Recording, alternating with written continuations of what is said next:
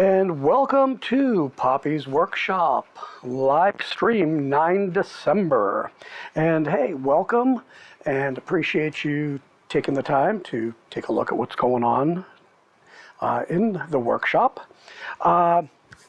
Yesterday I did a video of what is on the workbench and showed a few things that were going on. Let me bring them up as reminders.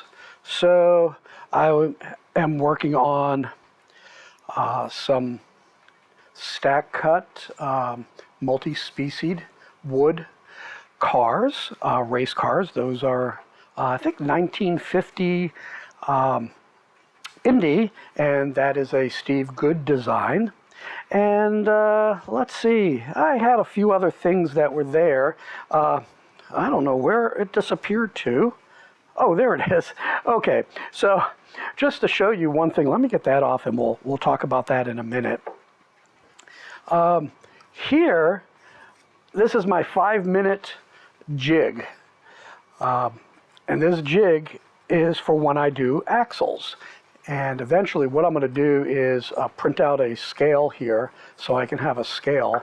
But one of the issues that I have or had when I would cut my axles to size, you'd be cutting like this. And you're trying to roll it, you know, here's the line, you're trying to roll it. Let me get my hand out of the way. And then when you get to the end, snap. And you wind up with this. Let's see if you can see that. Yeah, so you can see the little tabby thing there. You know, no big deal. You just put it to the sander and it's gone. But it feels really weird when you're trying to do it and all of a sudden it just goes, yank, and it just doesn't feel right. So what I did is I have different size axles that I'll be cutting, and all you have to do is insert it to the proper length, and that's where the scale will come in handy. And then you're going to just follow the line there. Dummy me, I had used a dull blade to cut the top, so it's off a little bit. But in the grand scheme of things, it's no big deal. But what's nice is it feels really safe. Let me move this over, and it's going through right now, and it's through. And there we have a nice cut. Very safe, very quick. So I really like that. So that's just made out of the scrap wood of what I was using to make my next car. And that brings us up to this, a 1972 Corvette. And this is what we're going to be cutting for this particular video. Now, I did do some test cuts. And what I did is I did a stack of cherry. So there's the cherry right there. And of curly maple. So the idea now is here I have the centerpiece. So one is curly maple and one is cherry. So the idea that I am thinking is I am going to use the opposite for the fenders. And when I do polyurethane this will come out really nice and dark and stand out beautifully. So let me, even though this is cherry, because I haven't cut out the other yet, so we can give an idea of what the top looks like. And then you can see here it is, you know, beautiful lines with the maple. I really like that. And let's see, I've got the wheel here, and I'll get the wheel in there, and I got to figure out how I'm going to do it. I don't want it buried deep in, so I may have to build it out so that it's like that. So not quite sure how I will do that justice yet within there, but really it's no big deal. But I think it's going to look really nice when it's all said and done. So the other thing that I'm going to do is, unlike the Indy car, what I will do is I'm going to use a Forstner bit to drill down there and get him down. So we're going to have a little, whoop, caught him. We are going to have a little people in the car. So that'll be a cool thing to do. So I cut this morning as a test, and of course, what I did, and I changed how I do things, is when I laid, there it is, when I laid the stencil, I used a removable glue. It's not like the 77, the 3M 77, which is a really sticky, hard glue. This will peel off really easily. However, I didn't put shelf lining on, so I didn't have the lubrication that I usually have, and unfortunately, little bit of scorching here on the curly maple, and of course, got some, let's see, I don't know if you can see that. There we go. We have a little bit of scorching there, and here, the light's not quite right, but I think you can see it a little bit. And here's, it's darker here. Maybe you can see there. Now you can see that scorching. So I scorched a little bit. I'll have to sand that out. No big deal. But, you know, it is what it is. Now, one of the things, I'm actually going to be building 4 cars with all the stacks that I'm doing. And I'm almost tempted for 2 of the cars is to do same wood so that it's a total cherry car or a total maple. I'll make that decision when I get to that point, because I'll tell you, I really like how the maple shows up, you know, so it would be a shame not to have a full maple. You know, the top is a little bit different, so it's going to give some real nice variations. So that's what we have there. Now what I wanted to show you next is I was using a number 10, and I think I'm going to zoom in now, so we'll get a little bit shaky for a moment. Yeah, unfortunately that is in the way. Let's see. Can we get a focus? No. Yeah, this is live, so let me back out a little bit here. If you look from between my fingers here, you can see the actually, I think you can see the discoloration. So you can see that my blade was heating up because I had myself, what were we set at here? Yeah, I was almost at full speed when I did that cut to get through, you know, 2 3/4 inch, so 1.5 inches. So I definitely developed quite a bit of heat, and there was no lubrication. So by the time I got to the second part of the car, what I did is I actually cut this out first. Let's get here. I cut this out first, then I cut this out here, and by the time I got around, I could tell I was really forcing things. Now, I mentioned it yesterday in the previous video that I was going to modify the design a little bit so I could get the little people in. Now, I forgot to do it before I wrapped the tape on it, and I'll mention that there. You can see that I made a little steering wheel, and I'll round that off. I decided to make it just a little bit bigger for this particular one, so hopefully that'll be a little bit better. And rather than make a footwell, I'm just going to go straight across. So I think I'm trying to decide how I'm going to do this cut. When I started the first one, is I started this, I cut that out, and then went around. I was thinking of first cutting it all out, but then I'm going to lose my secure glue points that I put in for the stack. So I think I'm going to cut it the same way. Why change? This is an easy cut. So that's where we're at now. Unfortunately, with 1.5 inches of wood, it's going to be, I have to have the vacuum on. So I will have the top vac, and let me zoom out here. I will have the top vac on, so it's going to get noisy, so I will warn you, and when I'm done cutting, and you can turn the volume back up when I'm talking, I'll let you know. But I think I'm going to go long stretches without talking so you can lower the volume, because I have not figured out how to turn the volume off. Actually, you know something? I think I might be able to. I'm going to do a test here. So hold on for a second here, and let's see if this works.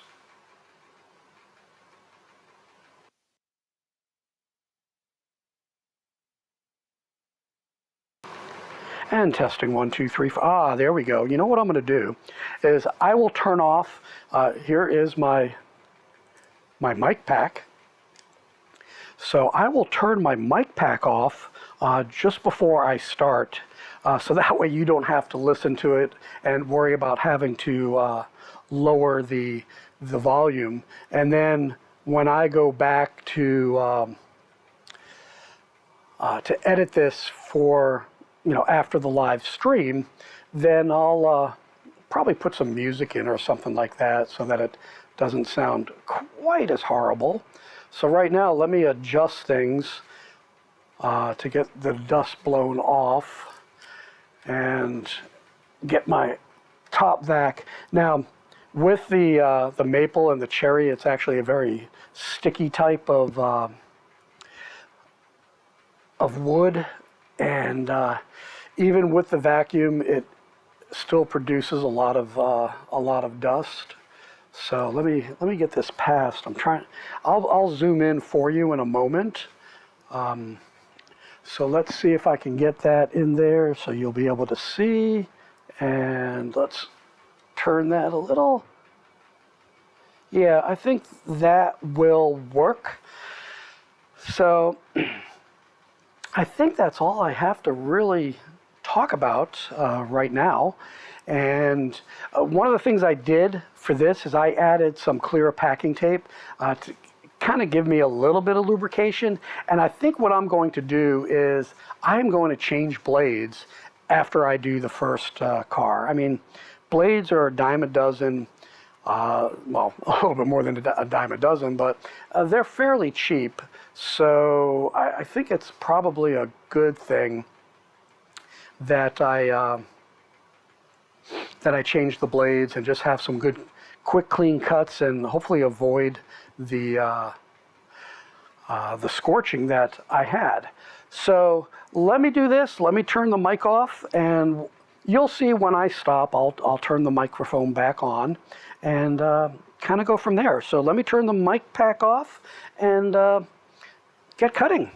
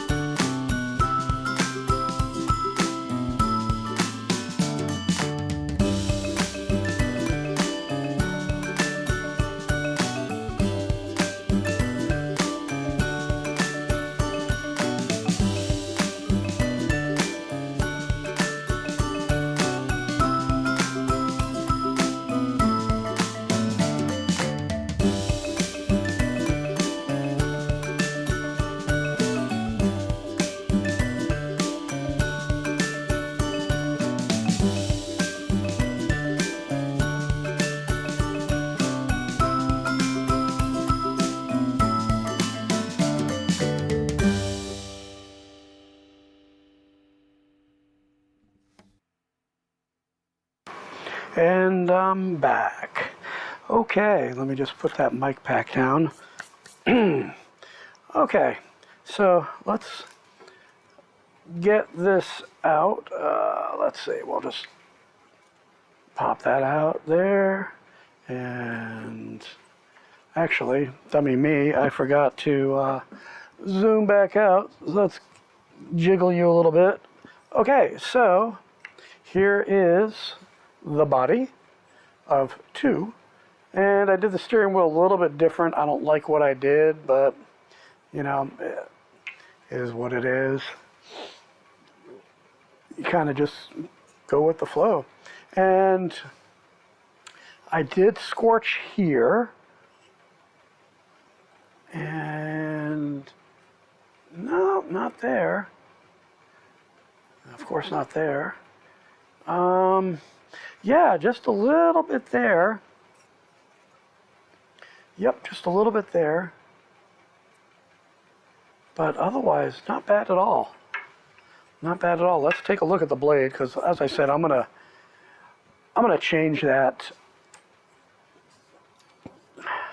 You'll see as I go. Again, I'm a slow cutter. Ooh, not bad at all. Not bad at all. Just a little shine. So let's bring that up to here. Let me bring the light up. Let's see if I can. Compared to the other one, I see just a little bit of discoloration, but not too bad. So, I didn't generate as much heat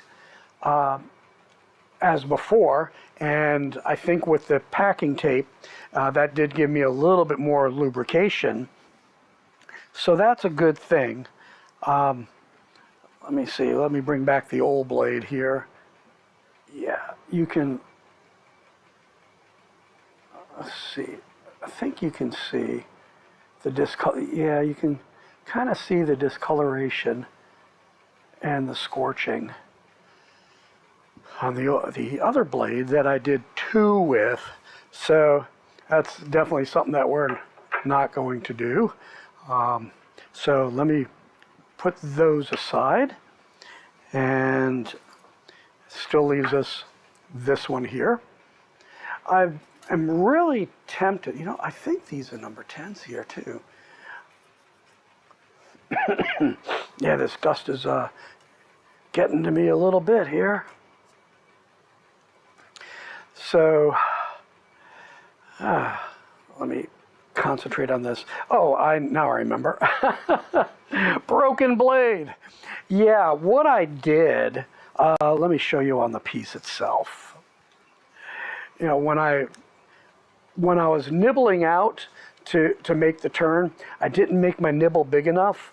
So when I stopped the blade, it was really tight in there. And when I restarted, it was, you know, you're talking, again, 1.5 inches. And that's a lot of friction and bite.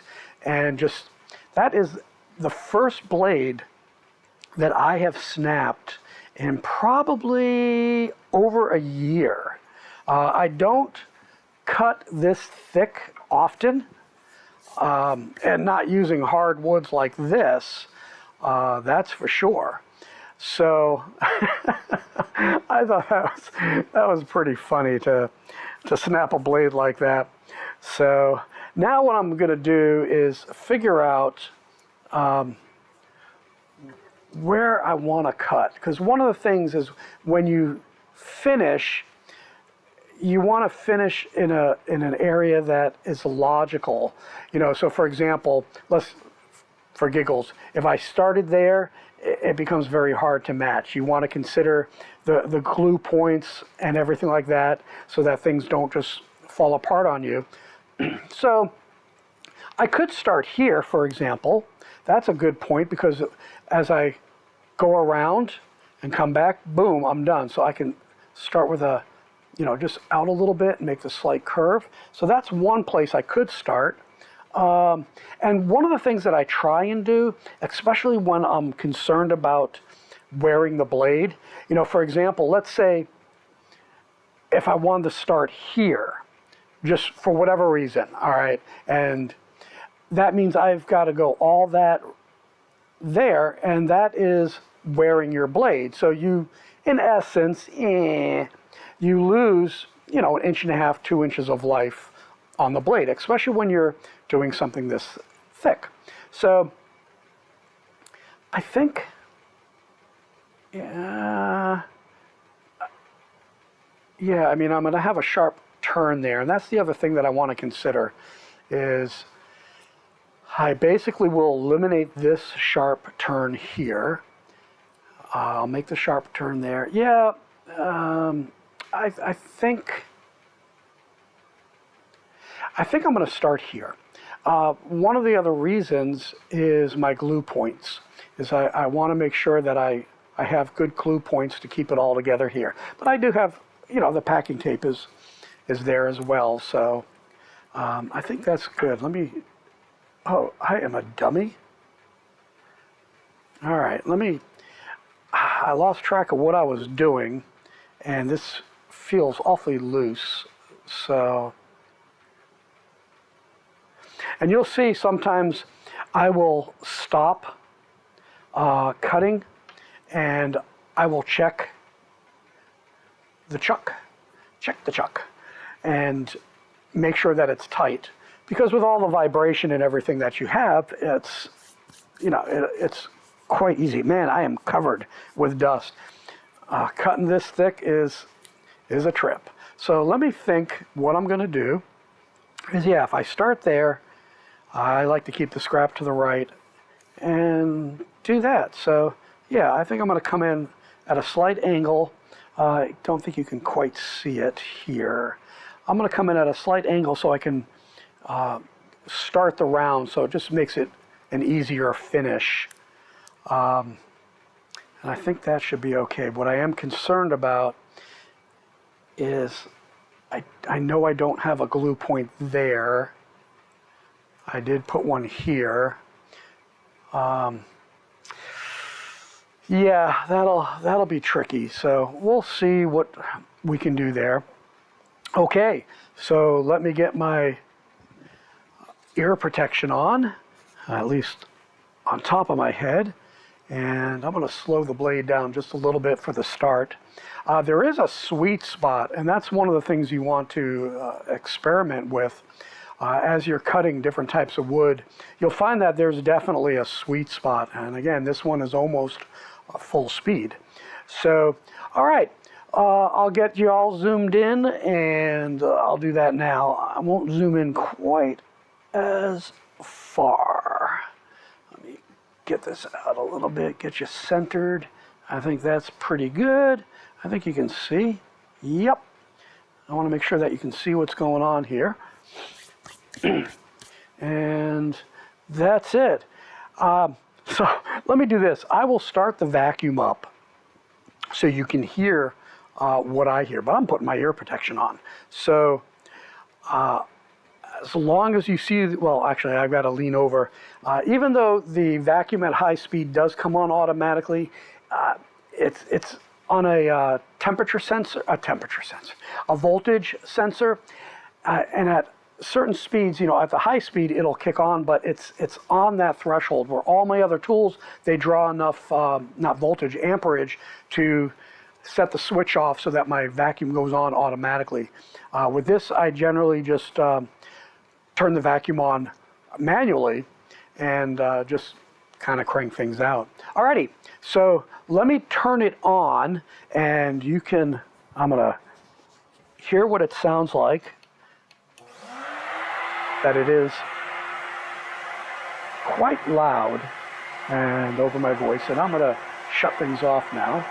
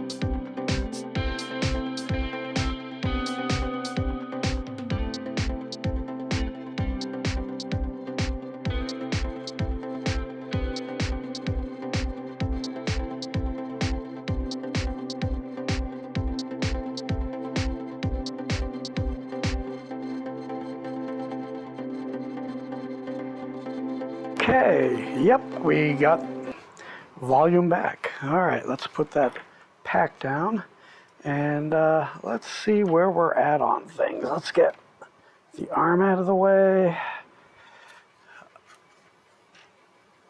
Let's release this.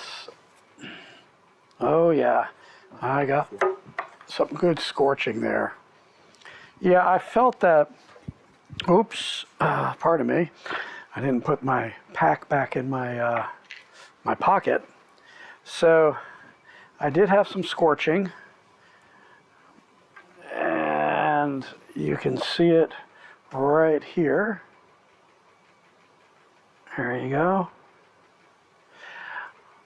I was having some trouble on the turns, but you'll notice, yep, here's some scorching right here. On both, yeah, the maple and the cherry. You'll find that I do go very, very slow when I cut. Again, I'm trying to be very deliberate in how I cut. Let's see. Let's put this together. I mean, you know, let me do this. Let me find another maple fender. That's cherry. Come on, those are the centers. Yeah, but unfortunately, I still have the pattern on, but from the top, it actually looks pretty cool with one color. So something to consider. But yeah, it's nice. Again, the pattern that you see in the curly maple makes for a great fender. But anyway, you'll notice that I'm very slow, very deliberate. My goal, excuse me, when I cut is to split that line as best as possible. So you can see, you know, there, you can see a little bit of the line. As long as I'm within about half a point, this is my patterns. I try to do 1 point lines. I'll bring it into Photoshop if I get somebody's design and try and get it smaller, because the idea then is when I do the fenders, for example, wait a second, there we go. So these were cut differently from 2 separate batches. So I'm going to hold them together and I'm going to line it up to the top, and you can see this is almost as if, well, here you'll see I'm off just a little bit. You'll see here, very smooth. It's as if it was cut together. Same thing here, just very, very, very slight. So when I clamp these together and put it to my sander, I'll use my barrel sander here, probably maybe my barrel here, or a belt sander. So when I sand these so that they're identical, I have very, very little to sand. This is one of those, you can pay me now or you can pay me later in terms of time, is that I could do this faster. Well, I'll get to that in a second. I could do this faster, but being that these are coming from 2 separate cuts, then I will have to spend additional time having to, let me zoom out. Yep, that's as far as I can zoom out. I will have to do this, I'm trying to think of what I'm trying to say here. I'll spend an inordinate amount of time sanding. So, you know, I'd rather go slow. Now you'll notice that when I am cutting that I will stop, and I am trying to let the blade do the work.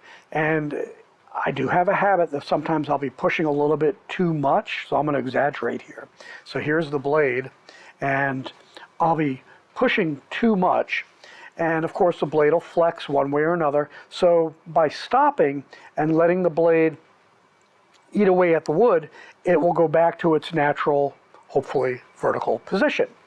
So that's one reason why I do that. The other reason is I'm watching what the blade is doing in terms of tracking, because there were a couple times, not that one, let me see if I had another one. No, I guess I really don't have an example here. Let me see this one here. Nope. I was hoping to have another example, but I guess I did better than I thought. As I'm going, I'm thinking, oh no, it's drifting this way or it's drifting that way. So you'll see me make little micro adjustments. So if you're going fast and all of a sudden you're way off that line, well then either A, you've got to correct it really quickly, or do a gradual get you back on the line kind of thing. And in doing something like that, then if you are dependent upon, as I said, two separate cuts, how similar are they? Then all of a sudden this one is down here, this one is up high, then it's, oh, let me clamp them together, sand them. And if you're doing multiples, not that it's super critical, especially if they're going to different places, it'll just make it harder. And again, when you're doing intarsia, when you're doing puzzles, especially the ones that I do that are out of multiple species. So, you know, you look at on my website or my blog, you'll see that I have a puzzle that is 12 pieces. Oh, big deal, 12 pieces, you say, Rick. Yeah, but each piece is cut individually rather than doing a segmentation. You know, I'm going to roll up my sleeves. I am so dusty here. I mean, this is really bad, even with the vacuum. Drives me up a wall. I've got my my air handling system on as well, but I'm still breathing this stuff in. But anyway, that's why I go slow. I try and split those lines, maintain consistency at all time. And again, I'm not a production shop. So that's the cutting for the day, and we're at an hour. So this is actually pretty good to be able to get that done. So that's 2 cars an hour, so basically 30 minutes a piece on those cars in terms of cutting them out. And, you know, I did go a little bit slower, talking in between and everything. So I did mention my website. I do have a brand new website, and it is poppysworkshop.org. poppysworkshop.org. And I am starting a nonprofit charity. And this charity is going to supply wooden toys to agencies such as fire department, police department, churches, non-governmental organizations, NGOs, where kids in need will receive a toy when they're in that stress situation. I mean, imagine, you know, for example, what's going on in Israel, what's going on in Ukraine, for example. An NGO would handle that. These kids that are in camps because, you know, they're separated from their parents are killed, whatever reason. So that's one of them. Or, you know, look, things happen. We're in the United States. Things happen, and a child is taken away, and here they are being taken away from their parents, screaming or whatever, in the arms of a police officer, the other enemy. And, you know, at least maybe the officer can give the child a toy. And this is a toy that they can keep. And, you know, what I'm doing is I'm doing hardwoods. I'm doing quality, heirloom quality hardwoods that will last. So, you know, maybe it's something that they'll hang on to. In one of the worst times of their life, hopefully a little something will do better. So if you go to my website, and again, that is poppysworkshop.org, and poke around. You'll see a picture of me. You'll see a photograph, as I said, of my toy tester,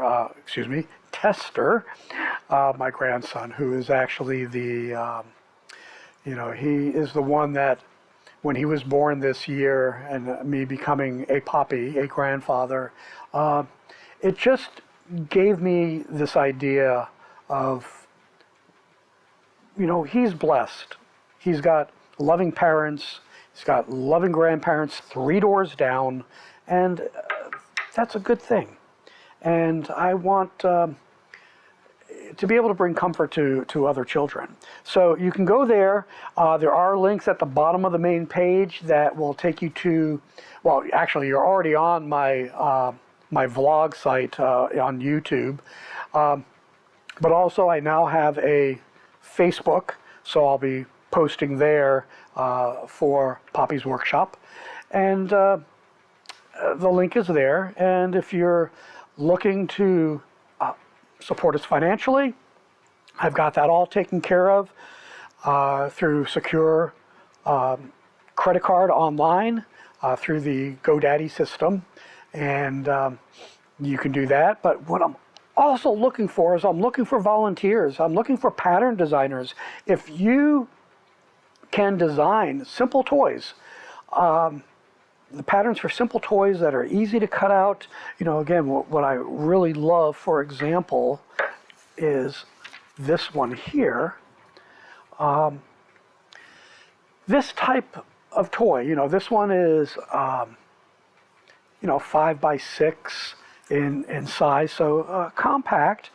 Here's another one that I'll show that you've seen. Again, this is like a 5 by 3.5 or something like that. So if you have ideas to have, and you'd like to see these given out, your design given out, and you'll be given credit. I'm going to put the names on the website, and also on the boxes, there will be the names of the designers as well. So you'll get credit for that, and I think that's a good thing to do. And I think that is about it for this particular live stream. So with that, may the Lord richly, richly bless you and make it a great day right here at Poppy's Workshop.